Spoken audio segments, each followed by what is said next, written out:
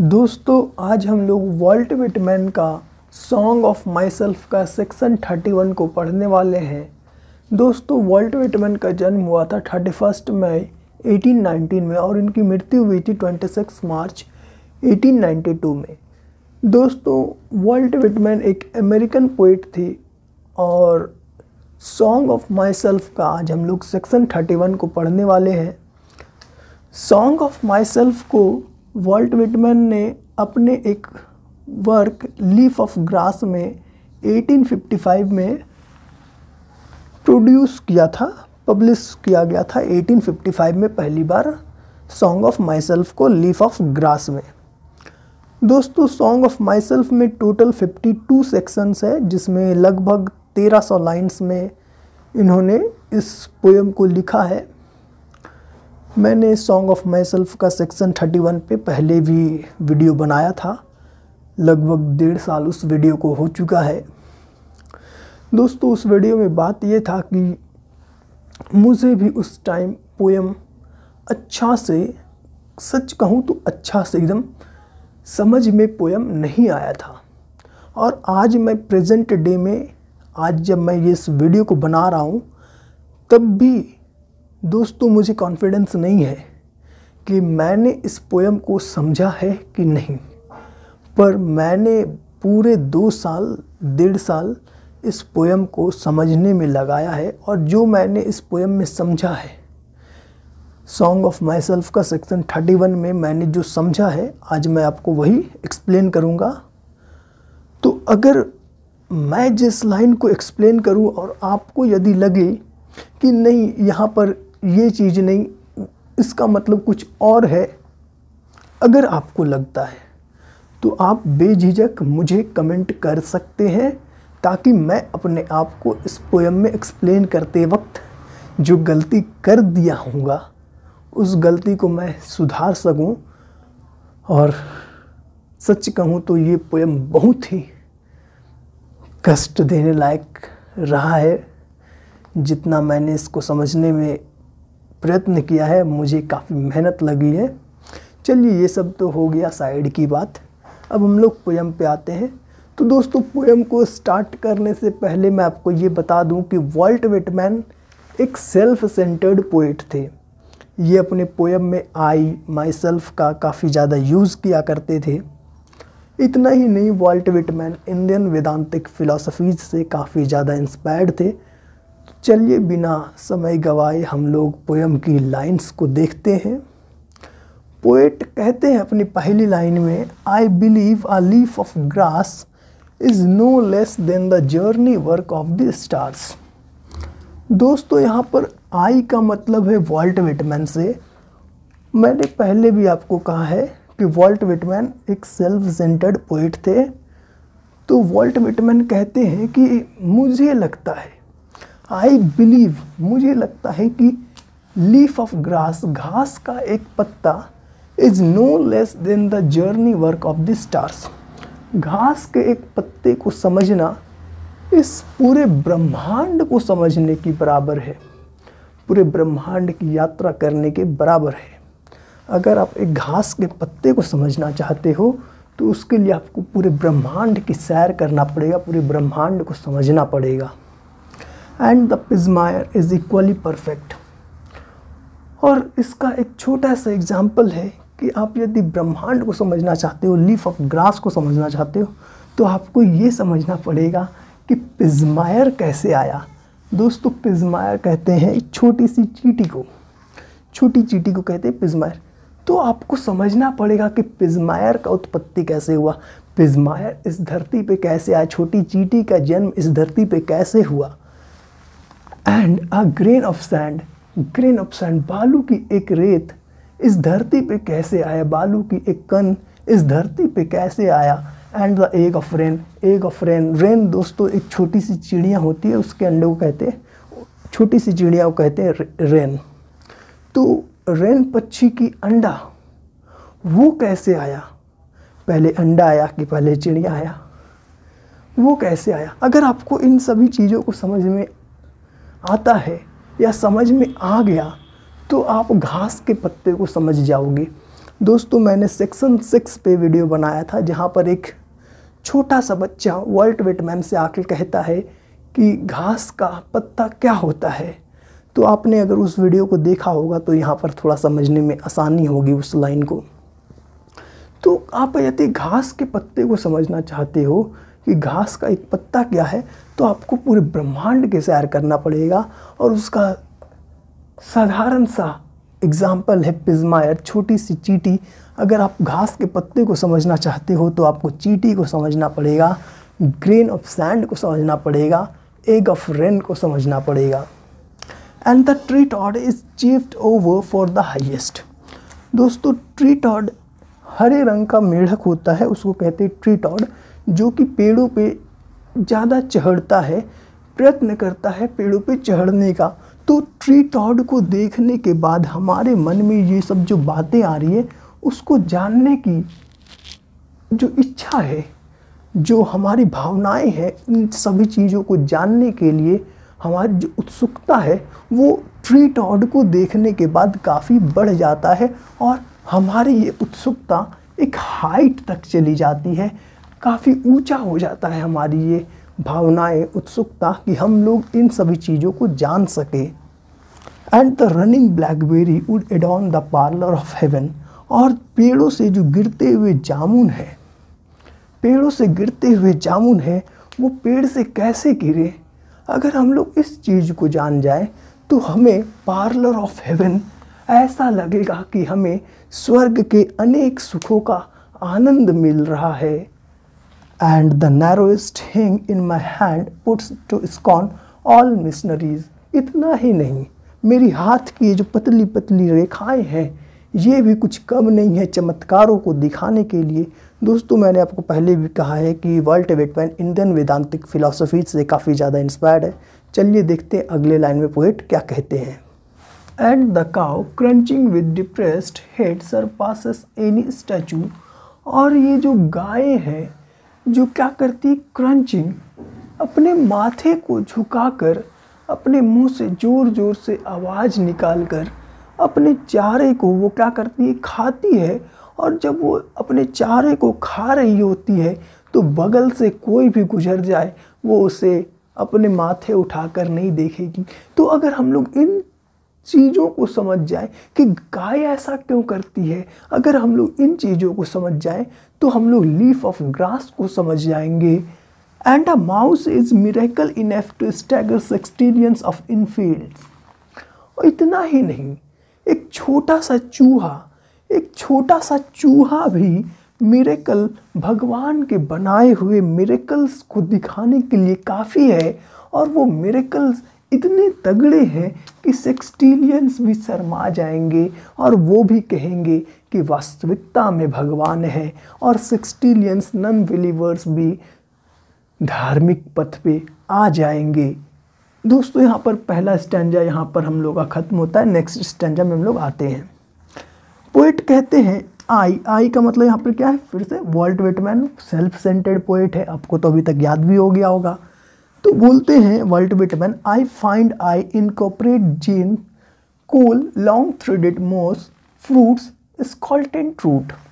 Poet कहते हैं कि मैं भी भगवान के बनाए हुए अनेक आकृतियों में अपने आप को भी मैं क्या करता हूँ, शामिल करता हूँ। मुझे लगता है कि मैं भी भगवान के बनाए हुए अनेक आकृतियों का एक अंग हूँ, जैसे कि लॉन्ग थ्रेडेड मूस है, लॉन्ग थ्रेडेड मूस कहते हैं काई को, fruits, esculent root, edible root. तो मैं भी भगवान के बनाए हुए अनेक आकृतियों में से एक छोटा सा उनका एक अंश हूँ इन आकृतियों में से। And I am stuccoed with quadrupeds and birds all over. मैं तो बस 4 पैर का इंसान हूँ, 2 पैर मेरे हाथ के रूप में और 2 मेरे पैर जो पैर हैं जैसे कि बर्ड्स की तरह, उनके 2 पैर क्या है, पंख की तरह, और 2 उनके पैर हैं। आपने हिंग और लिम्स साइंस में पढ़ा होगा, हम लोग अभी साइंस में नहीं जाएंगे। तो कहते हैं कि मैं तो बस केवल 4 पैर का इंसान हूँ। And have distanced with age behind me for good reason. मैं इन सभी से long threaded moss, fruits, esculent truth, mouse वगैरह वगैरह से भिन्न हूँ, मुझ में अंतर है। और ये अंतर हो सकता है कोई गुड रीज़न, भगवान ने मुझे बाकियों से अलग बनाया है, उसके पीछे हो सकता है भगवान का कोई इच्छा हो, भगवान का कोई स्पेशल कारण हो हमें अलग बनाने के लिए। And call anything back again when I desire it. और मैं इन सभी से अलग हूँ, तो इसका मतलब ये नहीं है कि मैं इन्हें छोड़ दूँ। इनकी रक्षा करना मेरा जिम्मेवारी, इनके बारे में सोचना मेरी जिम्मेवारी है। मैं इन सब से अलग हूँ और इसलिए भी अलग हूँ क्योंकि मैं जब चाहूँ बीते हुए बातों को याद कर सकता हूँ, उनको भूल नहीं सकता हूँ। तो मैं सबसे अलग हूँ और हो सकता है कोई अच्छा रीज़न हो भगवान के पास हमें अलग बनाने के लिए। और यहाँ पर हमारा अगला स्टैंजा भी ख़त्म होता है। चलिए देखते हैं हम लोग लास्ट स्टैंजा में पोएट क्या कहते हैं। इन वेन द स्पीडिंग और साइनेस। दोस्तों यहाँ पर वॉल्ट विटमैन कहते हैं कि हम लोग व्यर्थ में ही अपनी ज़िंदगी में इतने व्यस्त हो गए हैं कि कहने का नहीं। और साइनेस, हमें इतना भी समय नहीं है कि हम किसी से दो पल बात कर सके। दो पल बात करने में भी हम लोगों के पास समय नहीं है। हम लोग व्यर्थ में ही इतना व्यस्त हो गए हैं। इन वेन, दोस्तों यहाँ वेन का मतलब क्या है? तो वेन का मतलब होता है व्यर्थ में। देखिए यहाँ पर जितना जगह लिखा है वेन, वेन का मतलब होगा व्यर्थ में। In vain plutonic rock sends their old heat against my approach. दोस्तों प्लूटोनिक रॉक उन तरह के रॉक्स को कहेंगे जो मैग्मा जब निकलता है, जब लावा निकलता है और धरती के अंदर ही वो ठंड पड़ जाता है, तो जो वहाँ पर रॉक बनेंगे उनको कहेंगे प्लूटोनिक रॉक। ये इग्नियस रॉक का ही पार्ट होता है। मैं साइंस में नहीं जा रहा हूँ अभी। तो मेरा जो वो पुराना क्रोध है, जो मेरी पुराना पीड़ादायक वो चीज़ है जिससे मुझे गुस्सा आता है, मैं व्यर्थ में उसे याद करता हूँ। जबकि मेरा वो गुस्सा, मेरा अप्रोच, माय अप्रोच मेरे अंदर से बाहर भी नहीं आ पाता है। तो मैं उस गुस्से को व्यर्थ में ही अपने अंदर आने देता हूँ। In vain the mastodon retreats beneath its own powder bone. दोस्तों मेस्टोडॉन कहेंगे विशालकाय जीव को। तो व्यर्थ में ही जो विशालकाय जीव होते हैं, व्यर्थ में ही जो शक्तिशाली लोग होते हैं, अपने ऊपर घमंड कर रहे होते हैं और व्यर्थ में ही अपने बोन्स को वो चकनाचूर कर देते हैं, अपनी हिम्मत को वो चकनाचूर कर देते हैं, अपना खून जलाते हैं, अपने ऊपर व्यर्थ में ही क्रोध करके, अपने ऊपर व्यर्थ में ही घमंड करके। In vain object stands league off and assume manifold shapes. व्यर्थ में ही लोग एक दूसरे का बुराई करते हैं, एक दूसरे को नुकसान पहुंचाते हैं और वो इतना बढ़ जाता है कि वो किसी को भी कुछ करने लायक नहीं छोड़ता है। वो काफ़ी नुकसानदायक हो जाता है। हम लोग व्यर्थ में ही किसी का बुराई के बारे में सोचते हैं, किसी का बुरा करते हैं। In vain ocean settling in hollows and the great monster lying low. व्यर्थ में ही ओशियन उन खाली पड़े जगहों को भर देता है अपने जल से। वो भी व्यर्थ है क्योंकि जो मॉन्स्टर होते हैं वो तो उनके नीचे होते हैं, रॉक्स उनके नीचे है, मैग्मा उनके नीचे है। काफ़ी डिजास्ट्रस ऑब्जेक्ट कह सकते हैं हम लोग, जिनसे ओशियन में सुनामी वगैरह क्रिएट होता है, डिजास्टर क्रिएट होता है। तो वो तो समुद्र के नीचे ही रह गया, ओशियन के नीचे ही रह गया। तो व्यर्थ में ओशियन उन खाली पड़ी जगहों को अपने जल से भर चुका है। तो ये भी क्या है? व्यर्थ है। In vain buzzard houses herself with the sky.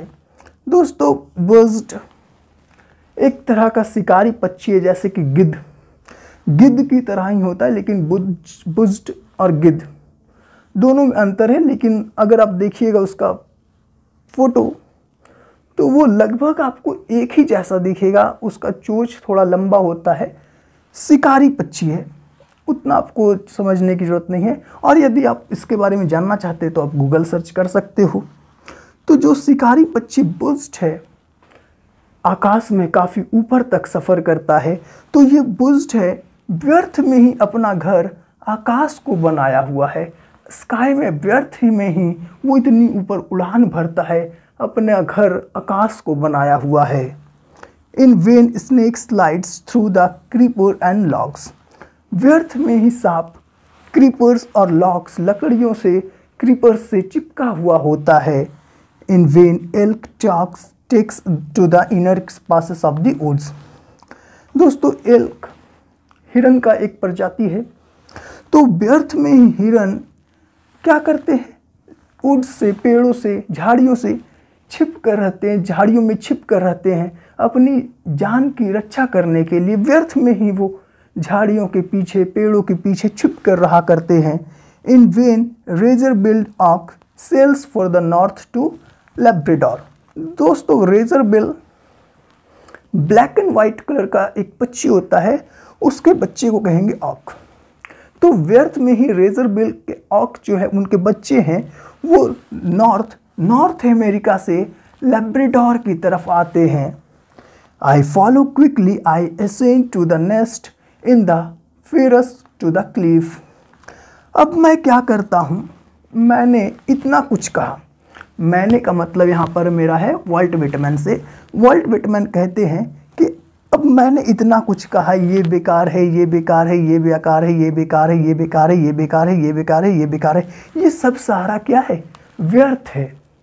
तो अब मैं क्या करता हूँ, उस नेस्ट के अंदर चला जाता हूँ, उस चट्टान में बनी उस नेस्ट के अंदर चला जाता हूँ, उस घोंसले के अंदर चला जाता हूँ, जहाँ पर बैठकर मैं इन सभी बातों के ऊपर चर्चा कर सकता हूँ, अपने मन में गहन चिंतन कर सकता हूँ। आई फॉलो क्विकली, मैं इन सभी बातों को अमल कर सकता हूँ, इन सभी बातों के ऊपर, और ये जानने का कोशिश करता हूँ कि ये ग्रास क्या है, लीफ ऑफ ग्रास क्या है, सैंड ऑफ ग्रेन क्या है, एग ऑफ रेन क्या है, प्रिज्म क्या है, पिज़्मायर क्या है, वगैरह वगैरह। मैंने जितना भी कुछ कहा मैं उसके ऊपर क्या करता हूँ, अब फॉलो क्विकली, अब मैं उस पर चिंतन करता हूँ, इन सभी बातों को अमल करता हूँ।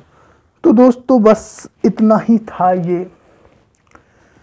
तो मैं फिर से कहता हूँ, अगर आपको किसी भी लाइन में लगे कि नहीं इसका मतलब ये नहीं, ये होना चाहिए, तो आप बिना कुछ संकोच के कमेंट कर सकते हो और मुझे बता सकते हो कि नहीं आपने ये समझाया, इस लाइन में ये हो सकता है। मैं फिर से कहता हूँ, मैंने जो समझाया है वो कहीं पे भी लिखा हुआ नहीं है कि इस लाइन का मतलब यही होगा। तो अगर आप किसी लाइन का अगर और मीनिंग निकालते हैं तो ये जाहिर सी बात है कि वो सही भी हो सकता है, गलत भी हो सकता है, और मैंने जो एक्सप्लेन किया जिस लाइन को, वो भी सही हो सकता है मैंने जो एक्सप्लेन किया वो गलत भी हो। ठीक है, अब मुझे लगता है कि आपको ज़्यादा मुझे समझाना नहीं चाहिए, आप समझ चुके होंगे। तो हम लोग फिर से मिलते हैं अगले वीडियो में, तब तक के लिए धन्यवाद। जय हिंद, जय भारत।